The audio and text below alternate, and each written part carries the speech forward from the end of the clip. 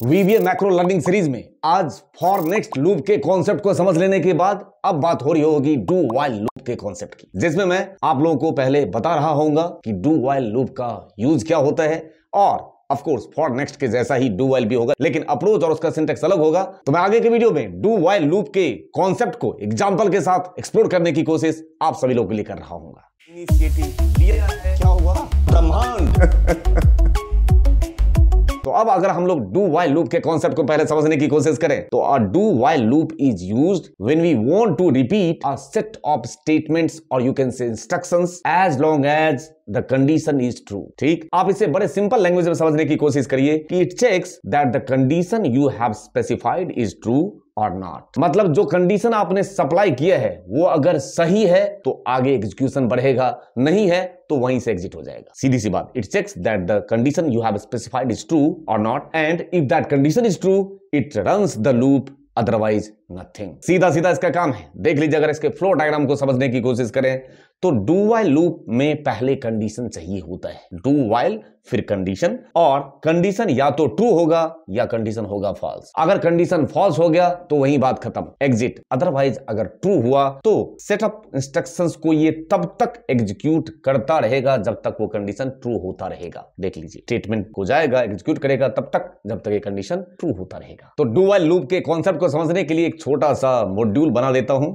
और यहां पे सब रूटीन पास करता हूं डू व्हाइल लूप का कॉन्सेप्ट। यहां गए और मैंने कहा डिम आई एज इंटीजर, एक डेटा टाइप ले लिया इंटीजर टाइप का, और आई की वैल्यू मैंने पहले ही असाइन कर दिया है 1। अब चलाने जा रहा हूं do while I less than 10 suppose, और मैंने कहा मैसेज बॉक्स आई। इतना काम कर दिया और आपको बता देना चाहता हूं डू व्हाइल का एंडिंग किससे होता है? लूप से। इस तरीके से आप पास कर देंगे लूप। अभी मैं यहां पे और कुछ भी नहीं कर रहा हूं, एक बार इसको मैं रन करके दिखाता हूं स्टेप इनटू करके। F8 यहां आया, आई की value 1, do while I less than 10 of course है तो मैसेज बॉक्स में दिखा दिया उसने 1। लूप चला फिर से वापस, F8 आई की वैल्यू लेस देन 10 अभी भी है क्या? ऑफ कोर्स मैसेज बॉक्स में दिखा दिया अभी 1 ही। क्यों?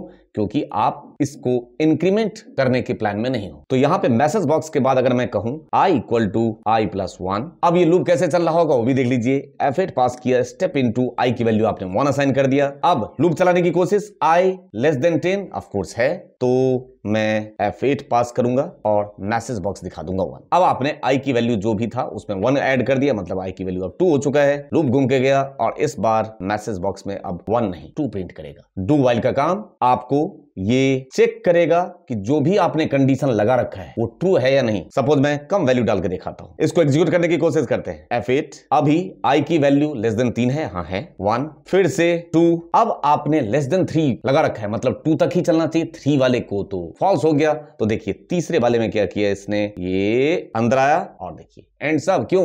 क्योंकि यहां पे ही कंडीशन फॉल्स हो गया साहब। इस तरीके से आप डू व्हाइल के कॉन्सेप्ट को जैसे आपने फॉर नेक्स्ट को अप्लाई किया था उसी तरीके से आप अप्लाई कर सकते हो, लेकिन इसका कॉन्सेप्चुअल पार्ट बिल्कुल अलग है। इसको अप्लाई करने का तरीका अलग है, फॉर नेक्स्ट को अप्लाई करने का तरीका अलग। अब एक काम करता हूं, मैं इसी प्रोग्राम को थोड़ा सा और एनहांस कर देता हूं, डू व्हाइल 1 कर देता हूं। आई की वैल्यू मैंने 1 ले लिया और यहां पे डू व्हाइल ना लिख के ये मैं यहां से कट कर रहा हूं, डू ऐसे ही रहने देता हूं। ठीक, और जो व्हाइल है उसको लेके आ जाता हूं मैं नीचे, व्हाइल आई लेस देन 3। अब इस वाले में और ऊपर वाले में किस बात का फर्क होगा वो समझिए। ऊपर वाले में पहले ही कंडीशन चेक कर लेगा, पहले ही कंडीशन चेक करेगा कि वो ट्रू है या नहीं है। नीचे वाले में ऐसा कुछ भी सीन नहीं। नीचे वाले में अगर आप कंडीशन चेक करने की बात करो तो सबसे लास्ट में चेक करा रहे हो। इसका मतलब कम से कम एक बार लूप तो चलेगा। जैसे देखिए, इस लूप को यहां से हटा दीजिए और इसको एक साथ रखिए, लूप व्हाइल चलेगा ऐसे। अब कर दिया, ऊपर आपने लगा दिया डू और नीचे कहा आपने लूप व्हाइल। कहानी एक ही जैसा है लेकिन अंतर है सर। मैं F8 अगर प्रेस करता हूं तो कम से कम एक बार आई की वैल्यू 1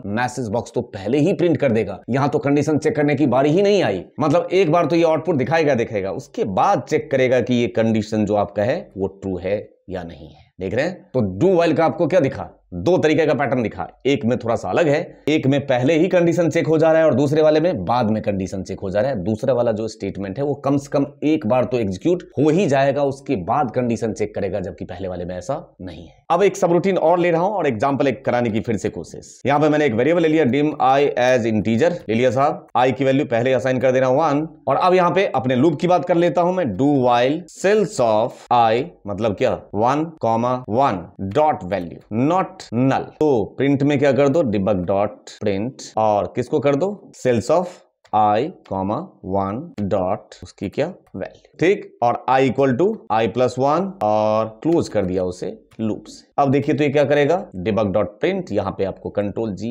इमीडिएट विंडो के अंदर दिखाएगा प्रिंट करके।